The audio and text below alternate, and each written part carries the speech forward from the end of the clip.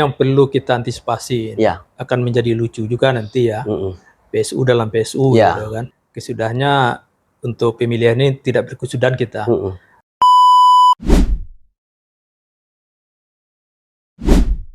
Assalamualaikum warahmatullahi wabarakatuh. Selamat siang buat Waalaikumsalam. masyarakat Paraman semuanya.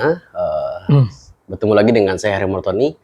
Pada kesempatan ini kita bertemu dengan Bapak Ketua Bawaslu Kota Paraman, Bapak Rizwan. Selamat siang, Pak. Selamat siang. Ya, terima kasih Bapak telah meluangkan waktunya pada siang hari ini. Sama-sama. Dalam program Pokes kita di siang hari ini.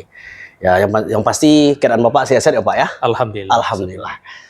Baik Bapak, mungkin terkait persiapan kita menjelang PSU nih Pak, karena memang PSU sudah tidak lama lagi akan masuk di perhelatan di Kota Paraman. Nah, persiapan dari Bawaslu sendiri menjelang PSU ini bagaimana nih Pak pengawasannya? Ya, memang pasca putusan Mahkamah Konstitusi ya, bahwasanya kita di Sumatera Barat ada satu PSU, yaitu terkait DPD, sehingga seluruh TPS ketika pemilu kemarin untuk DPD ini PSU ya semuanya. Nah, estimasinya adalah hari pemungutan suaranya itu jatuh tanggal 13 Juli ya 2024 ini.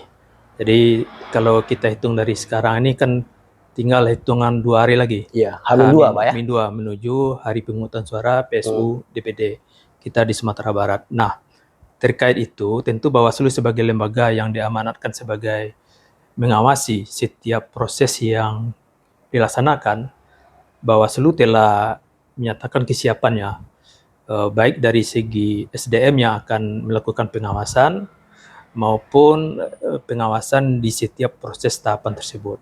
Kalau untuk SDM kita, mulai dari kecamatan, kemudian desa dan kelurahan, sampai TPS yang akan mengawasi di hari pemungutan suara nantinya itu sudah terbentuk kita semuanya. Artinya di jajaran sumber daya manusia, SDM kita itu sudah siap. Sudah siap, Nah, Pak betul. ya. Nah, terkait proses yang dilaksanakan selama proses PSU ini kan ada beberapa proses yang dilalui. Di antaranya adalah KPU juga melakukan pemetaan juga terhadap daftar pemilih ya yang akan mengikuti PSU kemarin.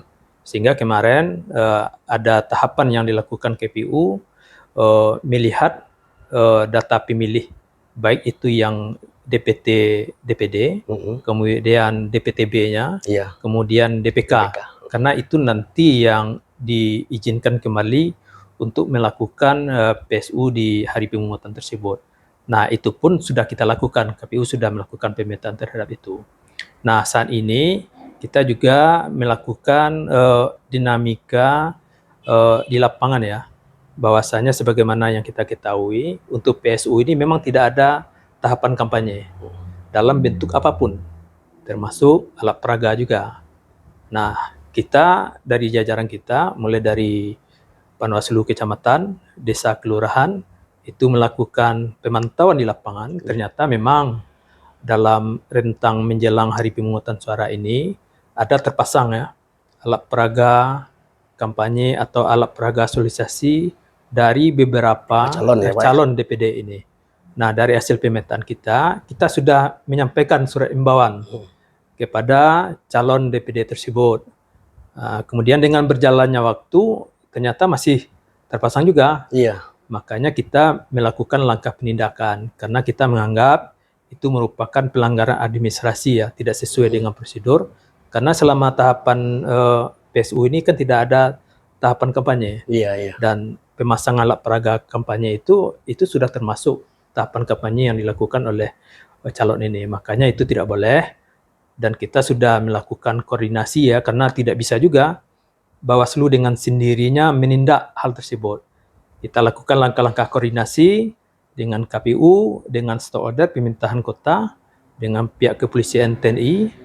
Nah, pada hari ini kita agendakan untuk melakukan langkah-langkah penertiban terhadap alat peraga kampanye yang tidak sesuai tersebut. Tentu dengan harapan kita bahwasanya di hari pemungutan suara tersebut memang tidak dibenarkan atribut dalam bentuk apapun, sehingga masyarakat bisa menyalurkan suaranya sesuai dengan apa yang diinginkan oleh hati nuraninya.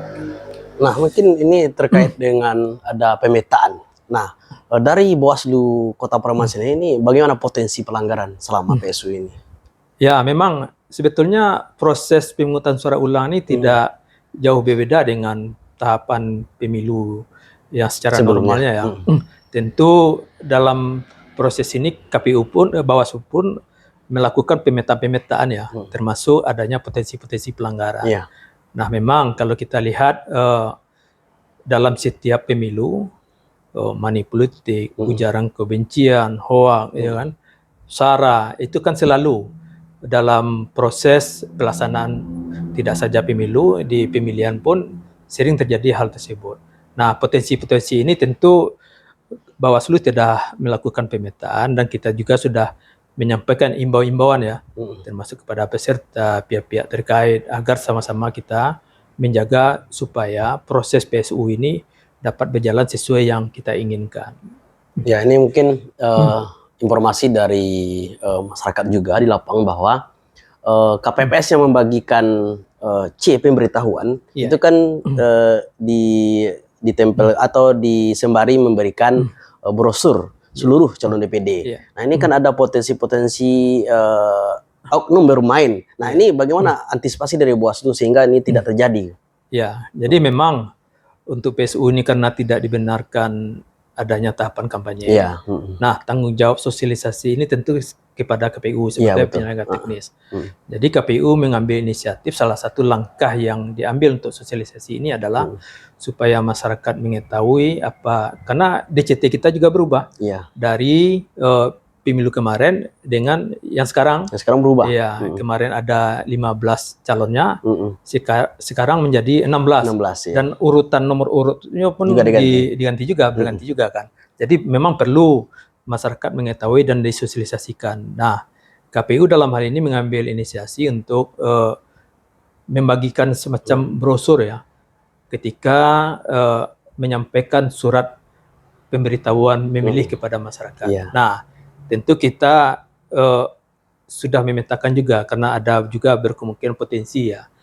Karena kita tentu harus yakin juga penyelenggara pemilu yang ditunjuk atau ditetapkan oleh KPU ini tentu memang orang-orang yang punya integritas. Betul. Salah satunya adalah menjaga netralitasnya. Dan hal ini kita sudah sampaikan juga kepada KPU agar menyampaikan kepada jajaran yang di bawah yang akan menyampaikan C pemberitahuan ini agar hati-hati dalam menyampaikan atau mensosialisasikan siapa-siapa saja calon. Jangan sampai nanti ketika dalam proses penyampaian tersebut terindikasi atau mengarah ke salah satu calon. Ini yang perlu kita hati-hati wanti-wanti. Dan kami pun jajaran Bawaslu juga melakukan pengawasan melekat kepada KPPS yang akan menyampaikan C pemberitahuan ini. Kita lakukan pengawasan melekat. Kalau memang ada indikasi, kita sebelumnya kita juga menyampaikan kepada jajaran kita, Panwaslu Kecamatan, agar disampaikan ke PPK-nya, ada pemetaan, ada indikasi ya yang berkemungkinan bisa ada potensi yang bisa disalahgunakan oleh oknum KPPS ya, yang integritasnya bisa terganggu terhadap itu. Termasuk juga PKD kita sampaikan juga kepada PPS-nya agar juga mengingatkan KPPS. Nah, TPS kita karena sudah terbentuk kan, ketika proses penyerahan C pemberitahuan tersebut, kita melakukan pengawasan melekat juga terhadap hal itu. Mudah-mudahan dengan proses itu semua berjalan sebagaimana yang kita kehendaki secara bersama-sama. Ya. Baik Pak, ini tertarik juga nih Pak. Ini PSU kan tanggal 13 Juli. Nah, bagaimana antisipasi dari Bawaslu sendiri jangan ada terjadi nanti ada PSU dalam PSU. Nah, bagaimana nih Pak? Ini yang perlu kita antisipasi. Ya. Karena akan menjadi lucu juga nanti ya. PSU dalam PSU gitu kan. Kesudahnya untuk pemilihan ini tidak berkesudahan kita. Nah, potensi ke arah itu ada. Makanya kita wanti-wanti juga kepada jajaran kita, ke KPU. Karena gini, KPU pun dalam proses data pemilih ini, ternyata pemilih yang pindah memilih kemarin, itu masih didata sebagai pemilih di Kota Priaman dan disampaikan C pemberitahuan. Nah, potensi yang kita lihat di sini adalah kemungkinan ada potensi di tempat dia terdaftar, ya sebagai kan? pemilih Pak ya. Sebagai pemilih dalam DPT, itu juga disampaikan C pemberitahuannya. Nah, kemarin ini sudah kita diskusikan kepada KPU nih, agar selalu memantau ini. Jangan sampai kalau jaraknya itu, daerahnya itu berjauhan, mungkin itu tidak dimanfaatkan lah nanti sebagai dia memilih 2 kali kan. Yang kita khawatirkan, apalagi kita Kota Priaman ini kan berdekatan dengan Padang Pariaman. Kota Padang pun tidak terlalu jauh ke sini. Kalau rentang waktu pemilihan kita itu antara jam 7 sampai jam 1. Nah, ini salah satu potensinya. Kenapa? Karena seandainya nanti di TPS tersebut pemilihnya bukan orang yang terdaftar di sana, itu memang tidak dibenarkan. Berkemungkinan berpotensi juga nanti terjadi pemilihan ulang ya. Seperti pemilu kita kemarin kan ada 1 TPS itu. Karena yang memilih di sana tuh bukan ber-KTP setempat. Nah, ini perlu kita antisipasi. Nah, sekarang ini kan skop kita itu adalah Sumatera Barat. Nah, ini perlu pemetaan juga bagi kita pengawas, karena beberapa yang kita petakan salah satu potensinya itu adanya 1 orang itu 2 panggilan sebagai pemilih di DPT di daerah asalnya, kemudian pemilih pindahan. Nah, karena kemarin yang pemilih pindahan itu masih diakomodir oleh KPU untuk memilih, apalagi daerah-daerah berdekatan. Nah, kita sudah sampaikan juga kepada jajaran kita, terutama ya yang bertugas mengawasi di TPS, pengawas TPS tersebut, agar memperhatikan betul siapa-siapa yang memberikan hak suaranya di TPS tersebut, karena sumbernya ada 2, 3 itu, pemilih DPT di TPS tersebut, kemudian pemilih pindahan itu dibuktikan dengan surat pindahannya, kemudian pemilih khusus DPK. Ya. Nah, pemilih khusus ini adalah pemilih khusus ketika pemilu kemarin. Kalau seandainya nanti beliau tidak terdaftar dalam DPT misalnya, tidak ada juga daftar namanya dalam daftar pemilih tambahan, kemudian dia memiliki KTP Kota Priaman lah misalnya saat ini. Nah, perlu dilihat, KPU perlu melihat ini, apakah ketika pemilu kemarin dia menggunakan KTP ini sebagai pemilih DPK, ada enggak di pemilu kemarin? Kalau tidak ada, memang tidak dibenarkan. Arti dalam proses ini KPU harus jeli ya Pak ya? Ya harus jeli, termasuk juga jajaran kita yang mengawasi. Karena di sana memang betul di proses pendaftaran itu memang proses awal yang perlu kita waspadai. Karena kalau sudah dia memberikan hak suaranya, udah masuk dalam kotak suara, kan susah kita melakukan langkah-langkah pencegahan. Nah, potensi ke arah itu ada. Dan masyarakat perlu juga tahu. Nah, jangan sampai nanti kita sudah memiliki KTP Kota Priaman ini, ya kan? Dilihat namanya DPT tidak ada, ya kan? DPTB tidak ada. Nah, ini kan bisa pemilih DPK. Ya. Jadi makna DPK di sini adalah pemilih DPK yang memberikan hak suaranya kemarin. Nah, itu yang perlu juga diketahui. Jangan sampai nanti ada juga yang komplain juga masyarakat kan. Saya kan sudah memiliki, siapa tahu pasca pemilu kemarin 14 Februari tersebut, dia pindah domisili di sini, mendapatkan KTP Kota Priaman. Kalau dia tidak menggunakan hak pilihnya kemarin di Kota Priaman, itu tidak bisa mempergunakan KTP ini sebagai pemilih, sebagai pemilih DPK. Nah, ini perlu juga diketahui oleh masyarakat ini. Ini karena ini tahun ajaran baru nih Pak, kan banyak juga masyarakat yang pindah domisili. Nah, dulu dia mungkin saja dia pemilih DPT, tapi karena dia pindah domisili sudah pasti pindah juga TPS-nya. Nah, sementara DPTB sampai hari ini kan masih DPTB yang lama. Nah, ini bagaimana mungkin dari pandangan Bawaslu kemungkinan hak pilih ataupun hak pilih masyarakat ini terabaikan, sementara ini diatur undang-undang. Ya, KPU pun kemarin kan sudah memberi ruang juga itu. Bagi masyarakat di hari H nanti tidak bisa mempergunakan hak pilihnya di TPS asalnya, bisa mengajukan surat pindah memilih. Nah, kemarin karena ada aturannya membatasi ya, H-7 pengajuan pindah memilih. Itu yang bisa dilayani oleh KPU untuk sebagai pindah memilih yang dipergunakan nanti dari H. Berarti sejauh ini dari pantauan Bawaslu, KPU sudah melakukan itu secara maksimal. Iya, ya. Kita lihat proses itu sudah dilakukan KPU, kita juga melakukan pemantauan. Tentu nanti yang kita harapkan tentu itu seandainya ada masyarakat yang kondisi dalam di hari H tersebut tidak berkesempatan, kita upayakanlah nanti jajaran pemilih ini sebaiknya mempergunakan hak pilihnya di DPT, di mana beliau terdaftar. Nah, sebelumnya. jadwal pemungutan suara ulang ini kan sudah jauh-jauh hari disampaikan oleh KPU ini. Kita berharap juga sehingga supaya hak suara kita itu tersalurkan. Seandainya kemarin tidak punya kesempatan untuk mengajukan pindah memilih karena alasan kita, sebaiknya kita memilih di mana DPT kita terdaftar tersebut. Pada dahulunya. Itu harapan kita ya. Mungkin terakhir nih Pak ya, karena memang PSU ini kemarin sudah pemilihan juga, pemilu. Sekarang ada PSU cuma untuk DPD RI saja. Tentu ada pandangan masyarakat bahwa kemarin sudah usai. Nah, apakah ini menjadi pemilih datang ke TPS ini menurun atau akan meningkat? Nah, ini bagaimana pandangan dari Bawaslu Kota Periaman sendiri?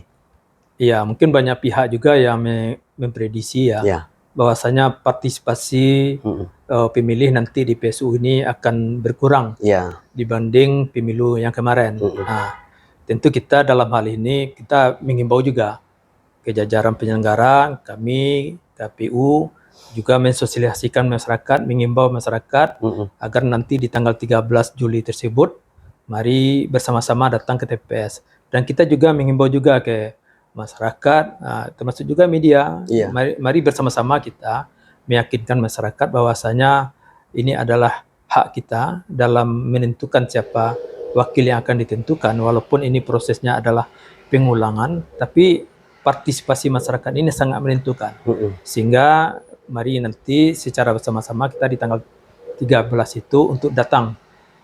Kalau bisa partisipasi kita meningkat dibanding pada pemilu kemarin ini. Dari pandangan Bawaslu sendiri ini meningkat pemilih kita atau menurun? Ya kita nggak bisa juga ya memastikan. Cuma karena ada indikasi ke arah sana, tentu kita berupaya juga secara maksimal ikut serta mensosialisasikan. Jajaran kita juga kita sampaikan kepada masyarakat. Kita beri pemahaman lah di tengah masyarakat. Ini adalah hak demokrasi kita yang perlu kita salurkan. Dan datanglah di TPS pada tanggal 13 tersebut. Ya baik, terima kasih pemirsa.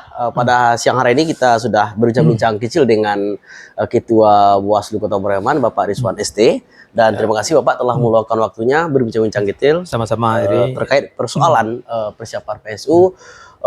Mungkin itu saja. Terima kasih atas segala perhatian. Mohon maaf atas kekurangan. Saya Heri Murtadi Muhammad dan Pak Rizwan juga mau pamit. Terima kasih. Assalamualaikum warahmatullahi wabarakatuh. Waalaikumsalam warahmatullahi wabarakatuh.